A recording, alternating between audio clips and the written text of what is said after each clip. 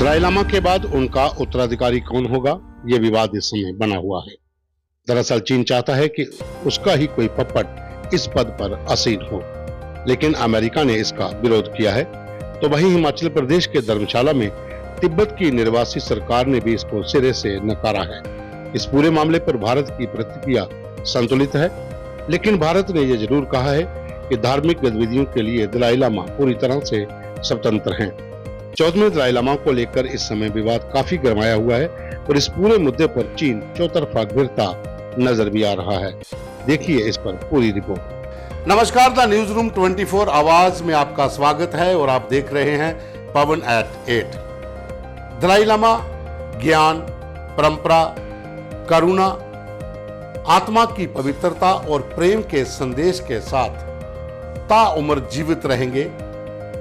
और उनकी विरासत भी जीवित रहेगी। लेकिन आप जाने कि चीन के राष्ट्रपति शी जिनपिंग आपकी मौत के बाद आपको कोई याद नहीं रखेगा और उसका श्रेय भी आपको नहीं मिलेगा किसी भी चीज का। यह कहना था यूएसए की पूर्व स्पीकर नैन्सी पेलोसी का, जो इस समय भारत के दौरे पर है और हिमाचल प्रदेश के धर्मशाला में तिब्बत धर्मगुरु दलाई लामा से उन्होंने मुलाकात की। दलाई लामा अपनी पूरी तिब्बत की निर्वासित जो सरकार है उनका सचिवालय धर्मशाला में है और वहां पर वो रहते हैं। चीन जो विस्तारवादी नीति को लेकर पूरी दुनिया में बदनाम है और भारत के खिलाफ सीमा विवाद हो या फिर शरणार्थियों को लेकर, जो तिब्बत से शरणार्थी आए थे जो धर्मशाला में रहते हैं, उसे लेकर आए दिन भारत के खिलाफ प्रोपेगेंडा करता रहता है। दरअसल कहानी यह है कि चीन अब तिब्बत धर्मगुरु के उत्तराधिकारी को चुनने जा रहा है, जिसका विरोध ताइवान, यूएसए और भारत भी कर रहा है। दलाई लामा ने भी इसका विरोध किया है और इसी के चलते अब यूएसए ने एक नई रणनीति के तहत भारत पहुंचकर जो तिब्बत का जो मसला था उसे सुलझाने के लिए एक एक्ट भी पास करने जा रहे हैं। और वहीं दूसरी और बड़ी खबर, यूएसए की पूर्व स्पीकर की भारत के प्रधानमंत्री नरेंद्र मोदी से मुलाकात। चीन को नींद नहीं आ रही, परेशान है कि आखिर ऐसा क्या हो गया है कि ताइवान के साथ साथ यूएसए और अब भारत, हालांकि भारत को लेकर चीन पहले भी इस तरह के प्रोपेगेंडे करता रहा है, लेकिन अब वो पूरी तरह से गिरता हुआ नजर आ रहा है। दरअसल दलाई लामा के जो उत्तराधिकारी चुनना है उसे लेकर चीन चाहता है कि जो वहां पर कुछ लोग जो उनके अपने प्यादे हैं उन्हीं को ही वो आगे लाए, ताकि तिब्बत के भीतर जो चीन के खिलाफ एक विरोध चल रहा है, जो जन आक्रोश वहां पर लोगों में है, गुस्सा है, उसे शांत करने के लिए वहां के लोगों को साथ मिलाया जाए और कुछ पप्पट अगर आप कहें तो वहां पर उन्हीं में से एक को चुना जाएगा जो उत्तराधिकारी होगा। लेकिन इसका विरोध जो है वो निर्वासित सरकार जो तिब्बत की है उन्होंने किया है। और इस समय तिब्बत की निर्वासित सरकार का जो सचिवालय हिमाचल प्रदेश के दलाई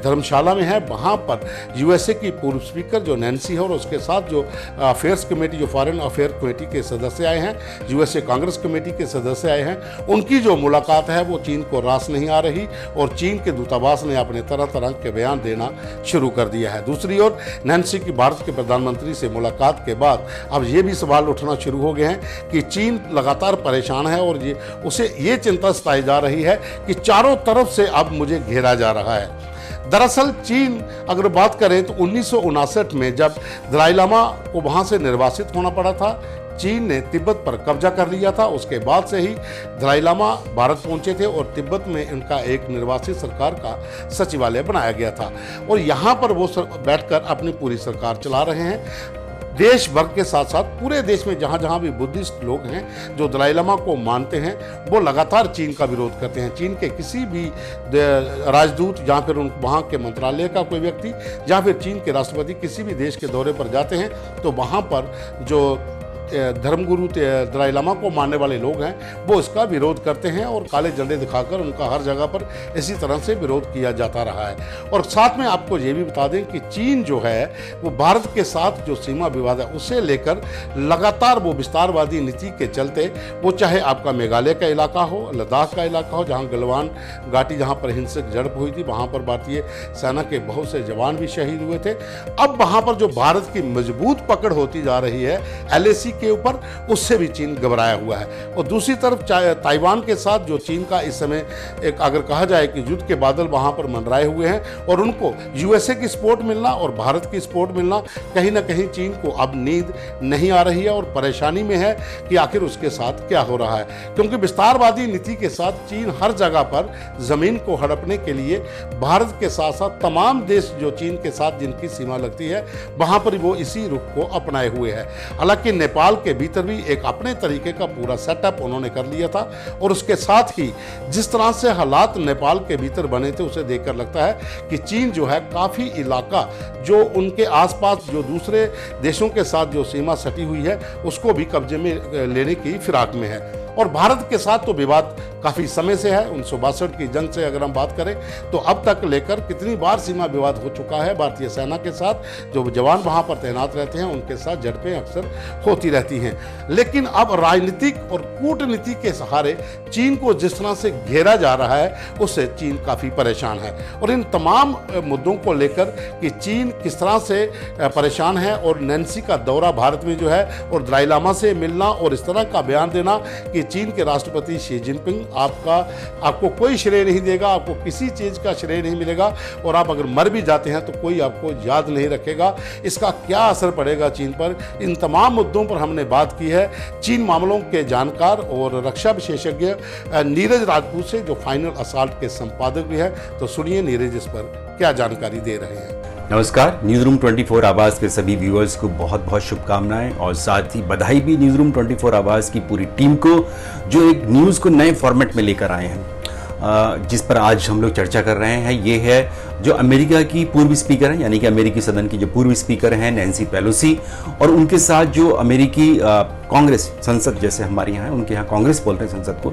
उनकी एक प्रतिनिधिमंडल जो है उनकी फॉरेन अफेयर्स कमेटी का वो भारत आया था। और भारत खासतौर से आया था मिलने के लिए, वो हम लोग जानते हैं तिब्बत के जो सबसे बड़े धर्मगुरु हैं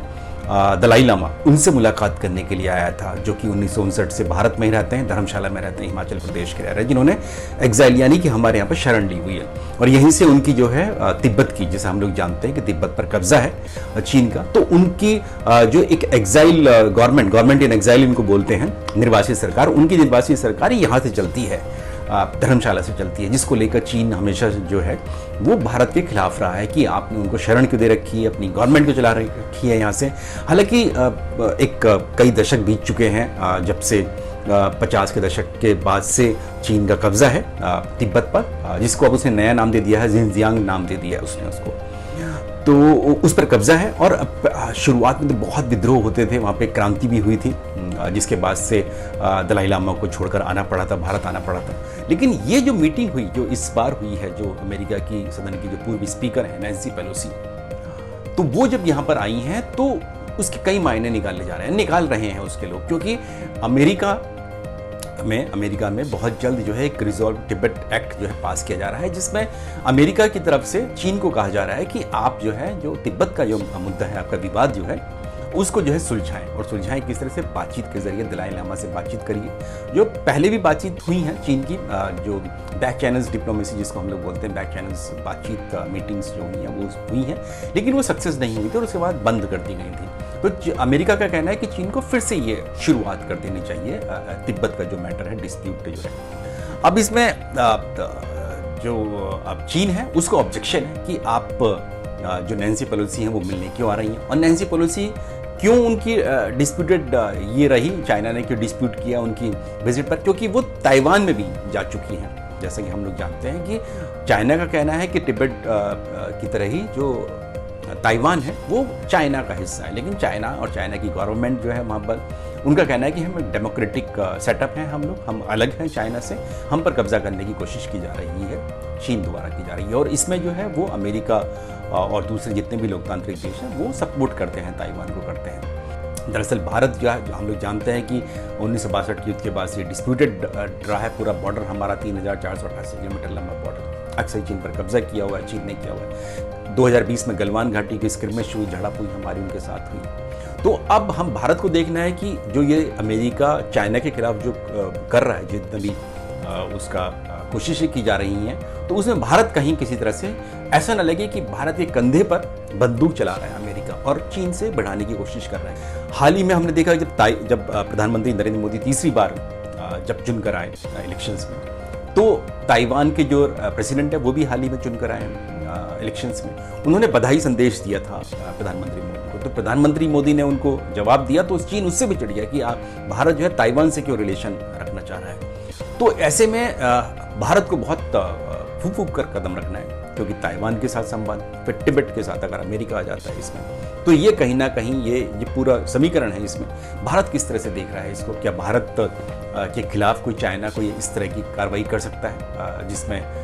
दोनों देशों की सेनाएं आमने सामने आ सकती है, कन्फ्रंटेशन वाली जैसी स्थिति जो है वो बन सकती है? तो क्या भारत इसके लिए तैयार है? भारत हालांकि कह चुका है कि हम पूरी तरह से तैयार हैं, और हम अगर कोई कंट्री का अगर प्रेसिडेंट हमको संदेश दे रहा है, बधाई संदेश दे रहा है, तो हम तो जवाब ही दे रहे हैं, हम और इससे ज़्यादा कुछ नहीं कर रहे हैं।